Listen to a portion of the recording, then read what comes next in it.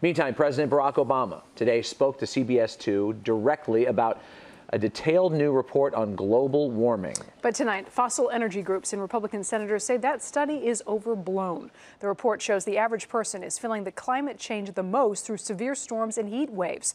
And specifically here in Chicago, we could experience poor air quality.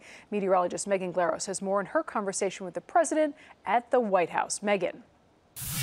Kate and Rob, this is it. It's the administration's latest climate report. The last one came out about 5 years ago. This one took 4 years to compile. It's very comprehensive. It breaks down each and every area of the country, talking about what impacts global warming or climate change is already having on our weather patterns, from more droughts to more flooding to very heavy rainfall. It's very specific and interesting that it's written in such simple language. I believe this is part of a plan to get the American people involved in this, and I asked President Obama about that earlier today.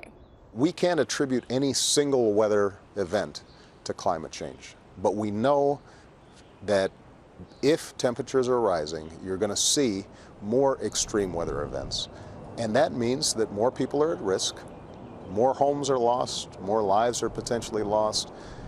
It's going to impact people in severe, significant ways that cost money.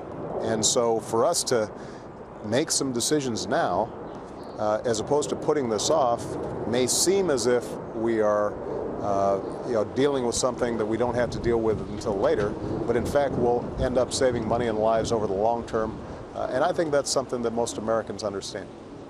The Midwest will be impacted in terms of the Great Lakes. That's something we'll have to look for in terms of what sorts of animals are able to survive the climate change in the coming years.